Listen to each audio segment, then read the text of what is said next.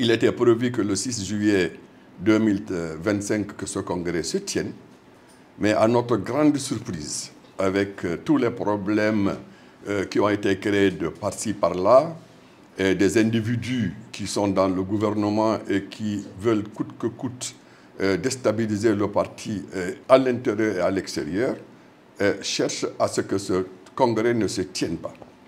Et je crois que nous venons d'apprendre, à notre grande surprise, que le ministère a décidé, le ministère de l'administration du territoire, a décidé que ce congrès ne se tiendra pas.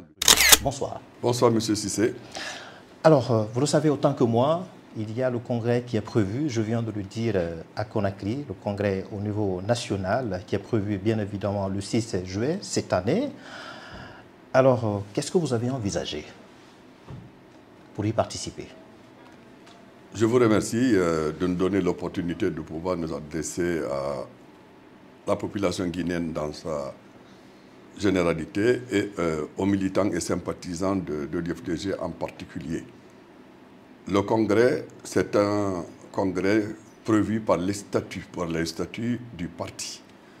Étant un parti démocratique, nous sommes dans l'obligation de respecter les articles qui prévoient la tenue des congrès régulièrement, parce que nous sommes un parti politique démocratique, et c'est ainsi que les militants, sympathisants, les responsables de ce parti doivent décider librement de qui devrait être à la tête du parti et ceux qui devraient être aux côtés du président, le leader du parti, pour pouvoir assurer la continuité, assurer le développement et la mobilisation des militants et militantes. Et ensuite, essayer de mettre en place le projet de société qui est prôné par le parti l'UFDG, l'Union des forces démocratiques de Guinée.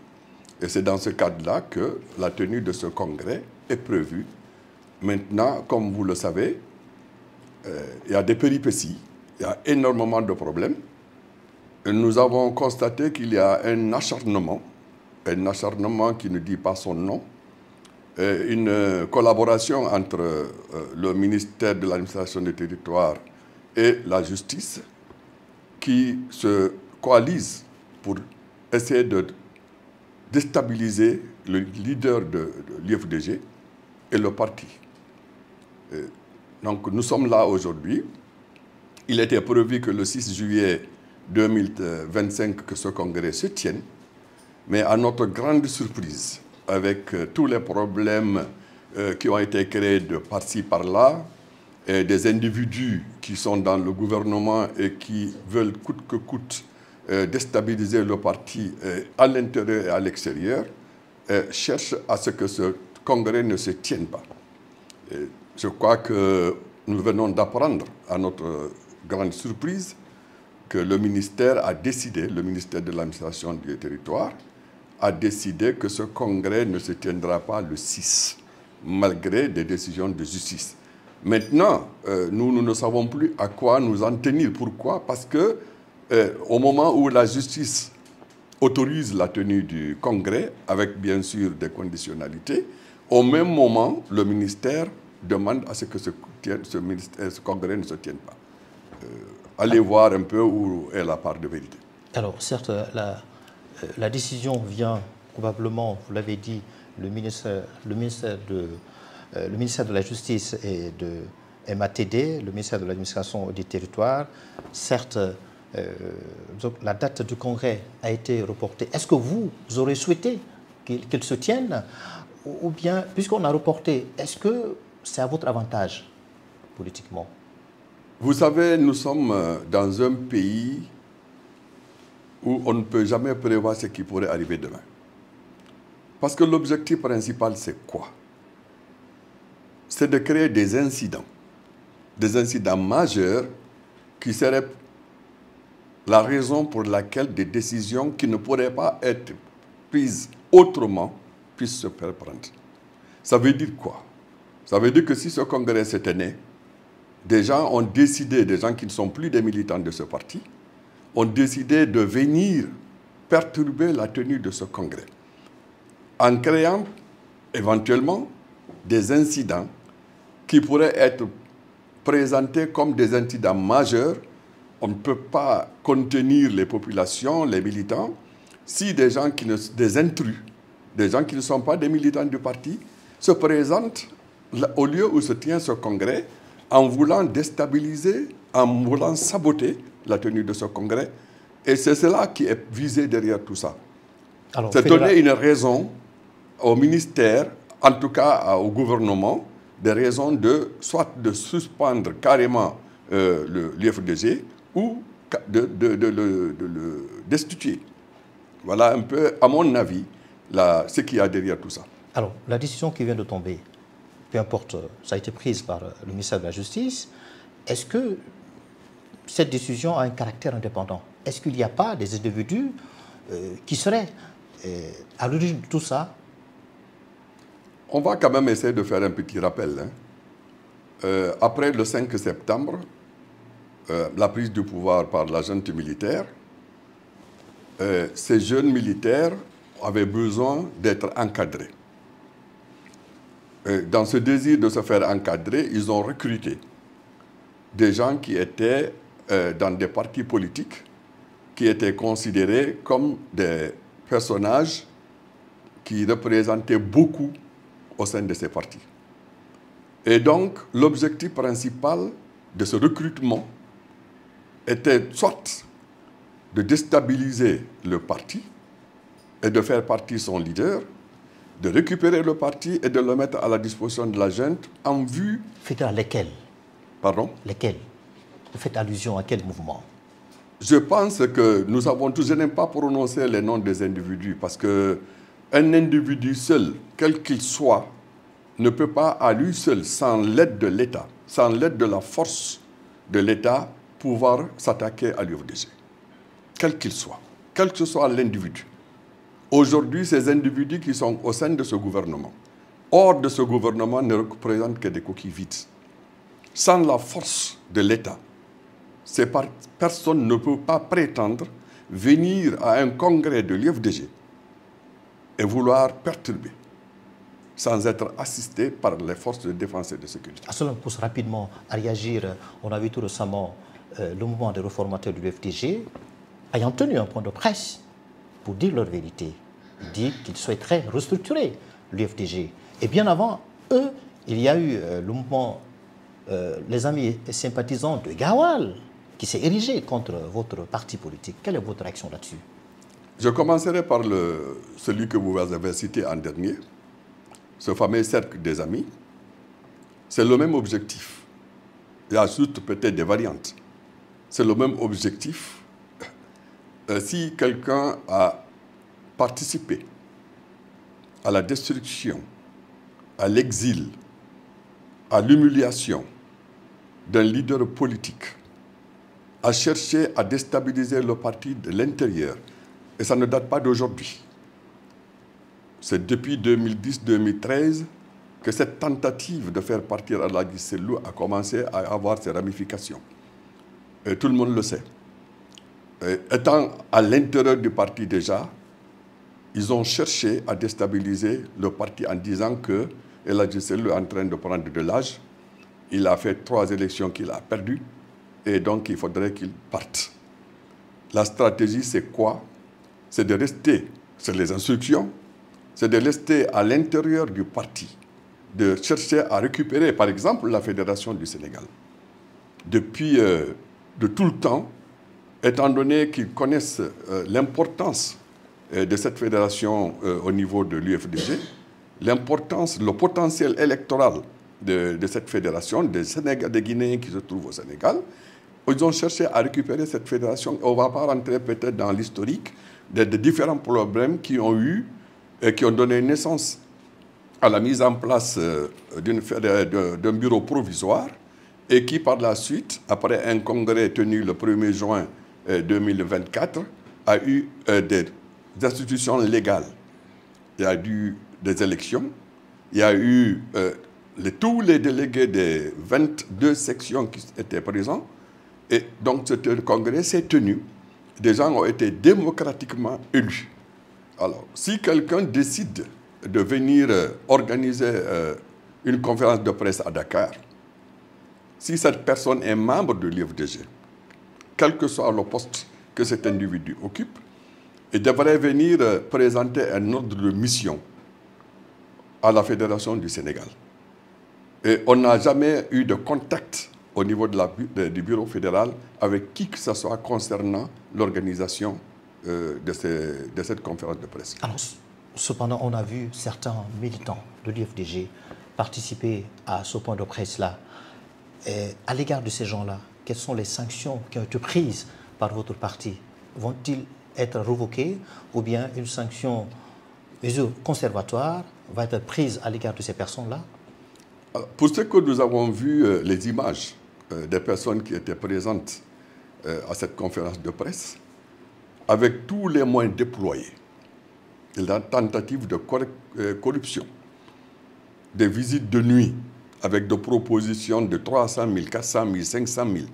Par moment même, jusqu'à 1h, 2h du matin, ils ont eu à proposer à certains individus 1 million. Donc vous voulez dire qu'il y a eu de l'achat de conscience, Mais c'est ce que je suis en train de vous dire. Ils ont pris un véhicule, ils ont fait le tour de Dakar pour essayer de recruter avec des fonds des personnes qui sont là.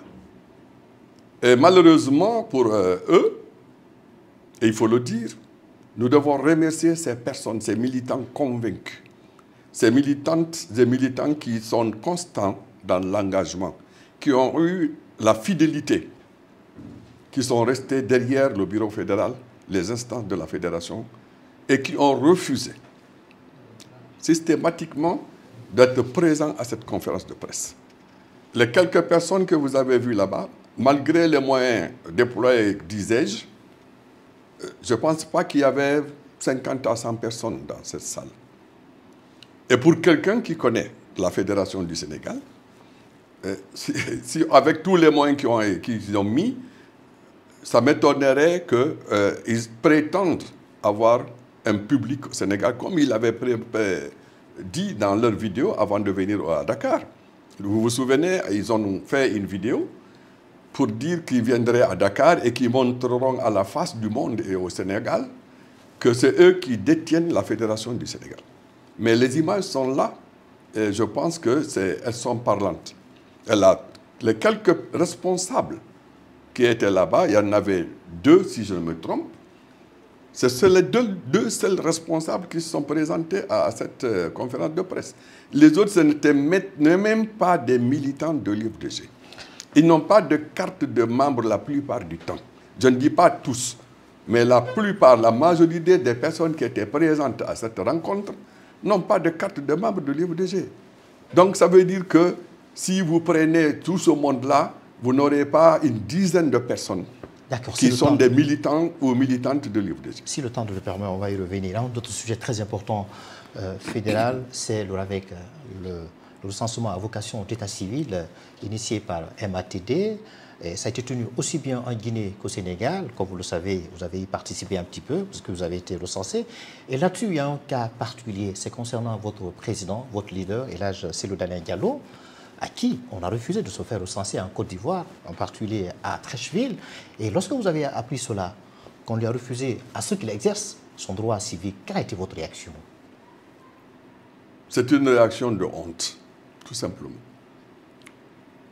Dans une république, quand on refuse à un citoyen son droit civique, son droit de se faire recenser, au même moment où il y a des enfants de 10 ans qui viennent se faire recenser, un Guinéen qui se présente avec tous les documents demandés, auxquels on refuse publiquement de se faire recenser, je crois que c'est la limite de la haine. C'est un acharnement. Et c'est gênant, honteux pour nous, les Guinéens, de savoir que dans notre pays, on peut interdire à un leader politique, même à un Guinéen tout simplement, de faire valoir ses droits civiques. Et la raison qu'ils ont invoquée, est-ce que ça peut vous convaincre en disant qu'il était dans une résidence inhabituelle et que la dame qui aurait refusé aurait reçu une instruction de la part de l'autorité? Vous avez dit une instruction.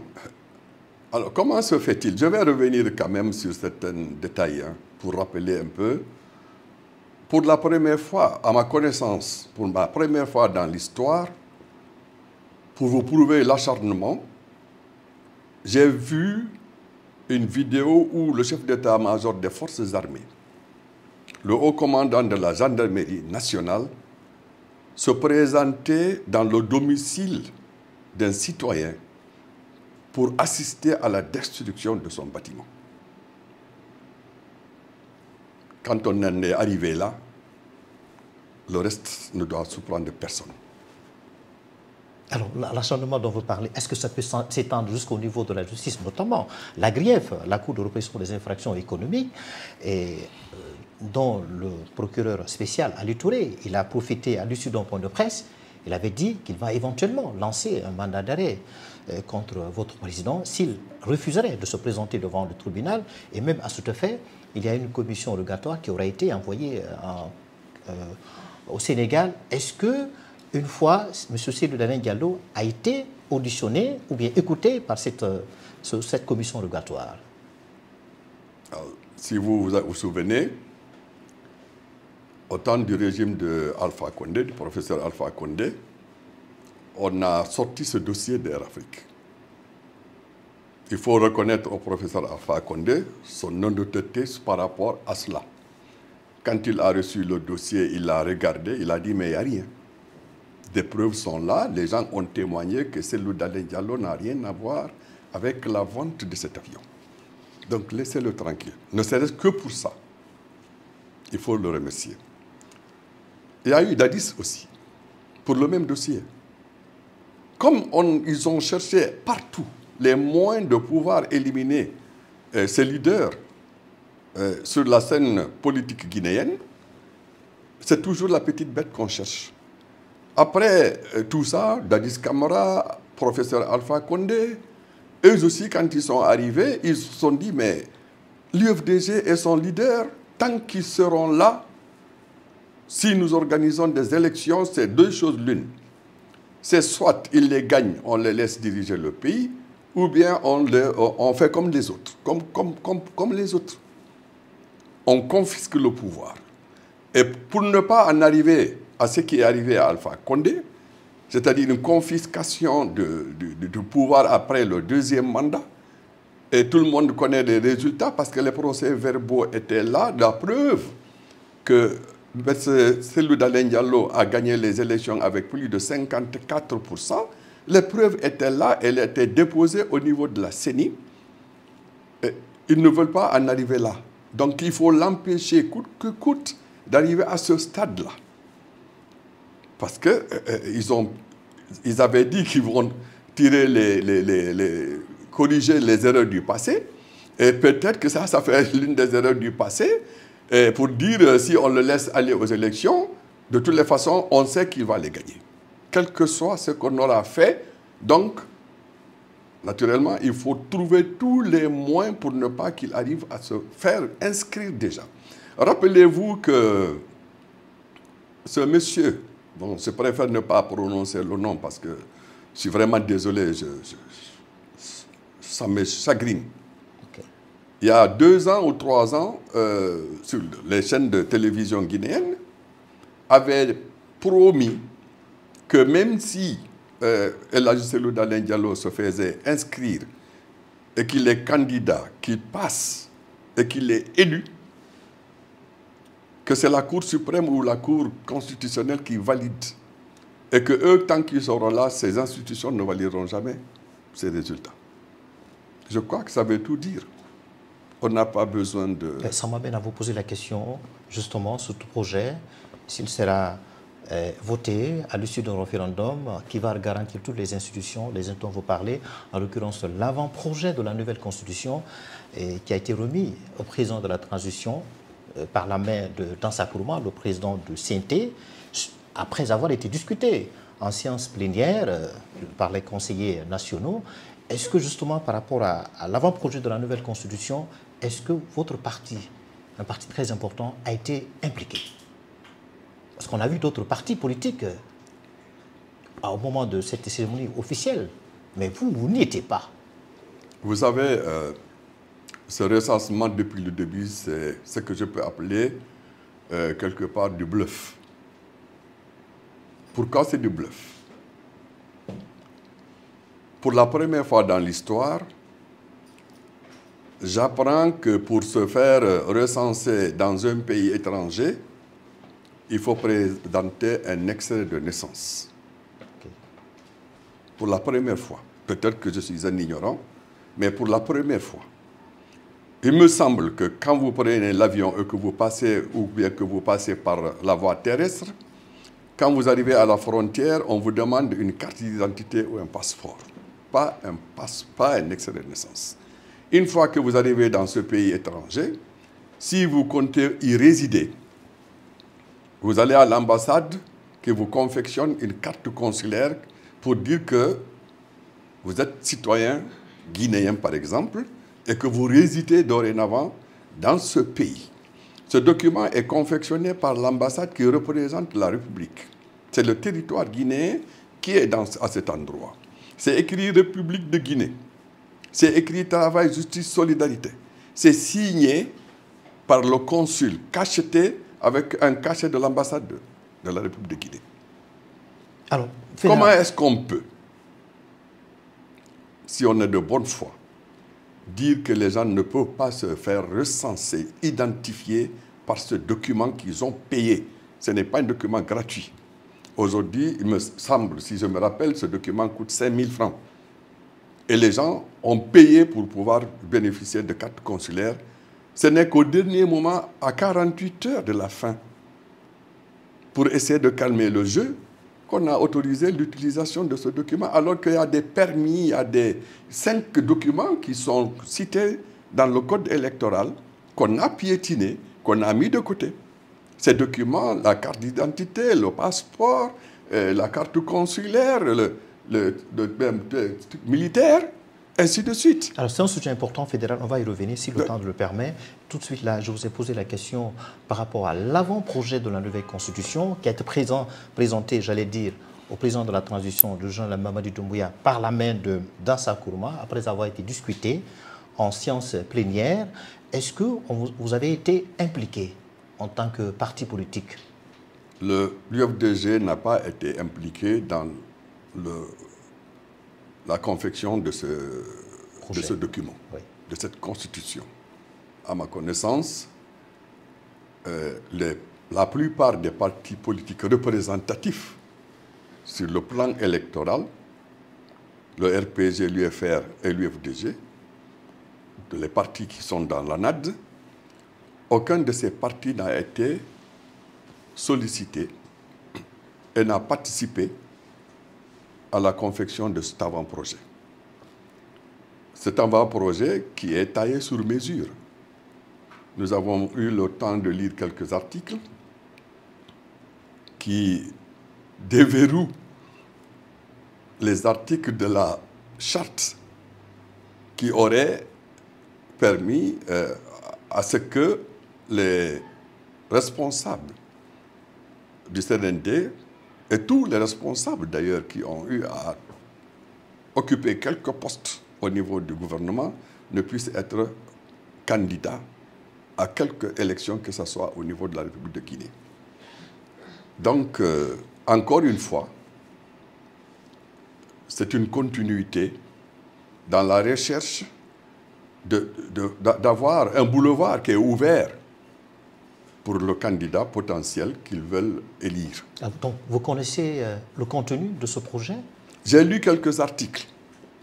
Quel est le contenu qui a attiré en substance votre attention? D'abord, on nous dit, pour ce que j'ai lu, on nous dit que le mandat est maintenant de 7 ans au lieu de 5.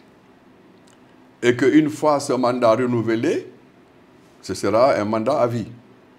Alors, au moment où les poids lourds de l'opposition ne participent pas à cette élection, ne participeront certainement pas à cette élection, au moment où on refuse même à un leader politique qui représente plus de 55% de l'électorat, je dis bien de l'électorat, ce leader est exclu même pour le recensement. Et vous voyez que le travail est en train d'être fait pour permettre à celui-là qu'ils veulent mettre à la tête du pays comme président de la République. Il veut aller être président sans concurrent. Donc vous pensez, puisqu'il a été exclu pour se faire recenser, à l'image de ça, est-ce qu'il serait exclu aussi dans le processus électoral, présidentiel, législatif, qui vont se tenir probablement au mois de décembre? Mais ce fichier qu'ils sont en train de confectionner, c'est sur la base de ce fichier qu'on va tirer les éléments du fichier électoral. Si vous ne trouvez pas dans ce fichier originel, est-ce que vous pourrez être dans la liste des personnes éligibles ou électeurs? C'est pas possible. Et vous, vous êtes un intellectuel, vous avez dû utiliser votre moyen pour avoir accès au contenu de l'avant-projet de la nouvelle Constitution, mais vos militants et sympathisants, ils n'ont pas encore accès. Et on a entendu le Premier ministre Bahouri que bientôt, ce contenu sera accessible au grand public. Vous y croyez? Ben, on attend de voir. On attend de voir. Vous savez, comme disent nos amis ivoiriens, ils sont nous dans nous. Hein. Le Premier ministre ne peut pas être en dehors du système. Il est du système, il est dans le système. Et il ne fera que ce qu'on lui dira de dire ou de faire. Il ne peut pas faire autrement. Est-ce que là-dessus, on risquerait de voir le même scénario, ce que le président Alpha Condé nous a fait avant le référendum? Il nous a proposé une constitution et après, il y a une autre constitution. Vous savez, tout est possible. Il faut envisager tous les scénarios. Quand vous êtes capable de créer les conditions de ce recensement à minima, je dis bien à minima, pourquoi? Parce qu'on fait du semblant. Le semblant, c'est quoi? On estime peut-être à 2 millions de Guinéens, ressortissants guinéens au Sénégal, disposant certainement de tous les documents qu'il faut. Disons à peu près 500 000 ou 1 million, parmi ces 2 millions. Vous venez, vous recensez les 10% de ces 500 000 ou de ces 1 million.